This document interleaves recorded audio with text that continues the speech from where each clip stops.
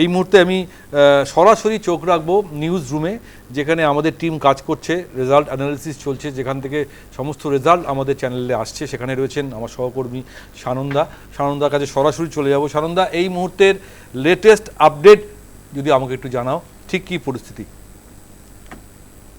যেমনটা আমরা যে সাইটে যে দেখছি, বিজেপি 193 193টা আসন, তৃণমূলের ঝুলিতে রয়েছে 93টা আসন 93।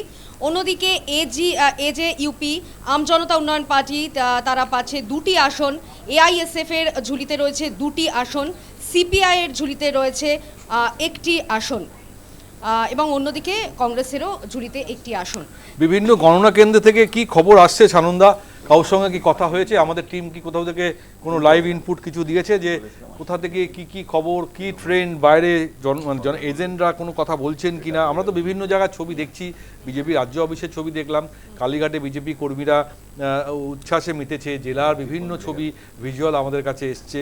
কিন্তু আক্ষরিক অর্থে যেহেতু আমরা সকাল থেকেই এই গণনার খবর নিয়ে রয়েছি, যে ট্রেন্ড আমরা দেখতে পাচ্ছি সানন্দা, মানুষ পরিবর্তনের পক্ষে ভোট দিয়েছে, এ নিয়ে কোনো সন্দেহ নেই।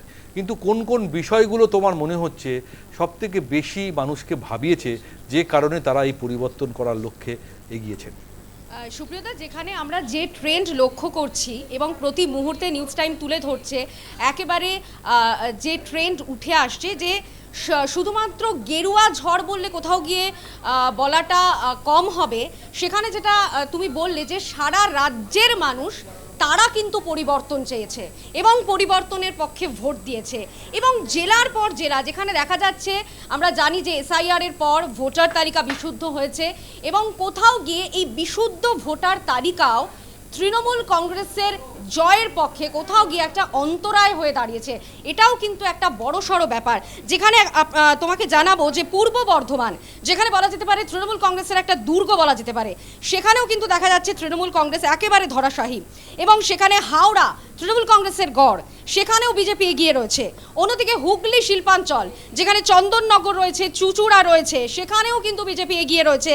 এবং ঝাড়গ্রাম, যেখানে 4টি ছিল তৃণমূলের দখলে 2021 বিধানসভা নির্বাচন, সেখানে কিন্তু এখন যে ট্রেন্ড উঠে আসছে, সেখানে বিজেপি এগিয়ে রয়েছে এই ঝাড়গ্রামের 4টি বিধানসভা আসনে।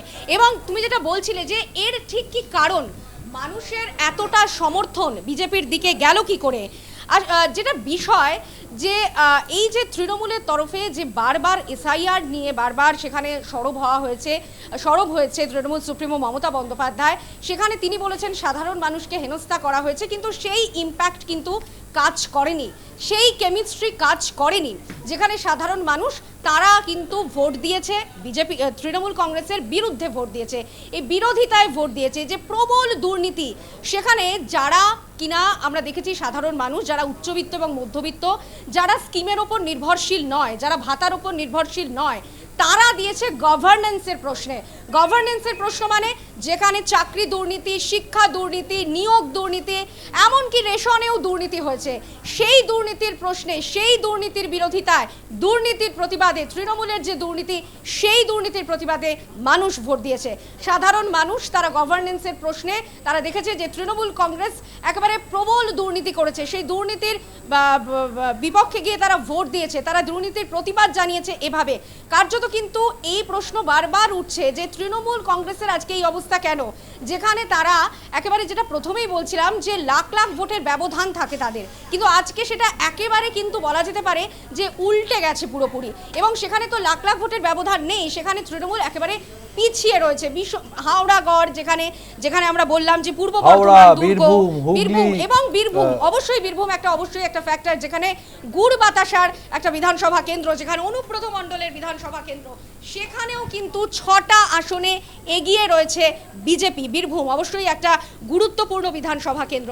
যেখানে একটা প্রশ্ন উঠছে বারবার, যে এই যে গভর্নেন্সের প্রশ্নে উঠছে, সেখানে মমতা বন্দ্যোপাধ্যায় বারবার সমালোচিত হয়েছেন এই গভর্নেন্সের প্রশ্নে, তিনি বারবার সমালোচিত হয়েছেন, দুর্নীতির প্রশ্নে সমালোচিত হয়েছেন। এখানে উল্টো দিক থেকে দেখা গিয়েছে প্রধানমন্ত্রী নরেন্দ্র মোদী এবং অমিত শাহ, যেখানে বলা যেতে পারে মোদীর এটা একটা আনফিনিশ প্রজেক্ট, যেখানে বাংলা দখল, তারা কিন্তু সবসময় বলেছিল যে বাংলা দখল করতে হবে। অবশ্যই এগুলো কিন্তু অনেকভাবেই কাজ করেছে। বেশ সানন্দা, তুমি খবরের দিকে